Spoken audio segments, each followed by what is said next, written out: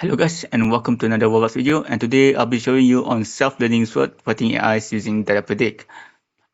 So basically I'm just gonna run this Roblox studio and show how fast it could actually learn by the time we start this. So yeah, you can start to see they already start to learn some stuff already. So yeah, basically what our AI pretty much does is actually take in our observation and produce the actions here. So yeah, uh, once it performs the actions, it will actually get ourselves some sort of rewards. So yeah, as you can see here, reward value, and here. Um, what it takes in is actually NPC health percentage with its which is its own health, and then we have viewing distance, which is basically tells how far the object is between the AI and the targeted viewing object. So if it's viewing the wall, the AI will figure out what's the distance, and then if it's looking at the AI, another NPC or enemy, then it will look at the distance between the AI and the enemy. And enemies in view intensity is basically how many enemies it can actually, how many enemies it can see and determine its strength. Uh, so yeah, it has to be in the NPC's view, so it cannot be behind the NPC. Otherwise that doesn't count. Also, this one basically the enemy health percentage, the closest one, not a random one, as well as the orientation difference as well. And so this one helps it to determine when to strike it or not, based on if the enemy is actually looking away from the our AI, and uh, or maybe avoid fighting it if it's looking at the NPCs itself.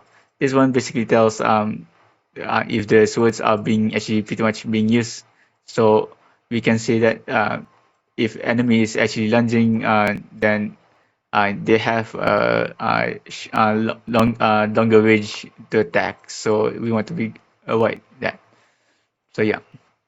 So I want to have a look at the AI's progress. So yeah, this thing has started to learn to avoid enemies now. Uh, yep, and this thing is trying to chase. Okay, that's good. That's a good. That's a good kill. So yeah, yeah. For rewards, as you can see, what encourages them to actually avoid other enemies is basically this heal rewards. So if low health, you basically get more get more reward if you actually avoid if you actually are further away from other enemies. So yeah, and damage ratio is basically how how much damage you are actually deal uh, relative to the maximum health. And then enemy death reward is pretty much self-explanatory. Get reward by the time the enemy dies. Distance change, basic, basically, basically this tracks the previous and current distance to enemy, so that if the distance is changed towards closer to the enemy, then it gets the reward. Is agent hitting the enemy basically gives the reward of, what is it? Yeah, when it's in range. Enemies in view density is pretty much what I said. And enemies that are being viewed by the NPCs is working for it. This thing is, yeah, this is just to mimic human playing style, and same goes for this one.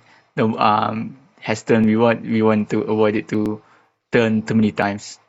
Its block is just pretty much saying that if you're trying to move forwards, but you have but its view says something like there's zero distance between the viewing object and the AIs, and so it gets punished pretty hard.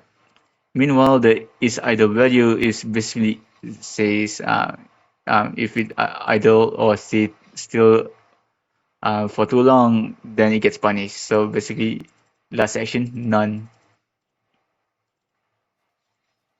So yeah, and as you can see, we can already start to see the AI start to learn very interesting stuff. This one has pretty much learned to avoid other AIs while it's actually healing. Same goes for this one. And here we can actually already start to see they are trying to get sparring match with each other just now. And yeah, okay. And this one, ugh, I think they're trying to strategize without getting themselves killed. So that's why they're running away and not try to actually kill each other. And you can start to see this guy is trying to risk it all. And okay, yeah, as you can see that the AIs are starting to learn interesting patterns. And I actually wanted to come in and fight, but it's not quite that good yet. If I were to join in, and I think by the time 2 hours, 3 hours, I probably can start playing against them. So yeah, as you can see, with DataPredict, you can actually make it learn like, get your results in like 10 minutes, 20 minutes already, or maybe earlier than that, depending on how you configure things. And so I uh, I pretty much recommend use this kind of framework, DataPredict framework, to make AI learn very fast. So yeah, I think that's pretty much it. And I do hope you guys like this video, and don't forget to subscribe and follow follow click on the notification button, and so to see more content like this.